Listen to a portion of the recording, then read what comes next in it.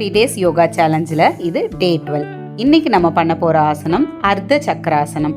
கால்களை முதல்ல 2 இன்ச் அளவு கேப் விட்டுட்டு உங்களோட 2 உள்ளங்கைகளையும் நல்லா கீழ்ப்பக்கமாக பார்த்த மாதிரி முதுகுக்கு சென்டராக சப்போர்ட் கொடுத்து நல்லா பேக் பெண்ட் ஆகணும். முட்டி வளையக்கூடாது. பின்னாடி போகிற வரைக்கும் ப்ரீத் இன் பண்ணிக்கிட்டே போய் பின்னாடி போனதுக்கப்புறமா நார்மல் உள்மூச்சு வெளிமூச்சு. இதில் மூச்சை எந்த இடத்துலையும் ஹோல்ட் பண்ணக்கூடாது. இது பேக் பெயின் ப்ராப்ளம் இருக்கவங்களுக்கும் ரொம்ப நேரம் சீட் ஒர்க் பண்ணுறவங்களுக்கும் ஒரு நல்ல ஸ்ட்ரெச்சாகவும் ஒரு நல்ல ஆசனாவாகவும் இருக்கும்.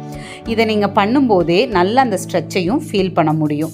இதுக்கப்புறமா அதோட வேரியேஷனாக 2 கால்களையும் நல்லா ஷோல்டர் லெவலுக்கு கொஞ்சமாக தள்ளி வச்சு உங்களோட கட்டை விரல் 2மே சென்டர் ஆஃப் தி முதுகில் இருக்கணும்.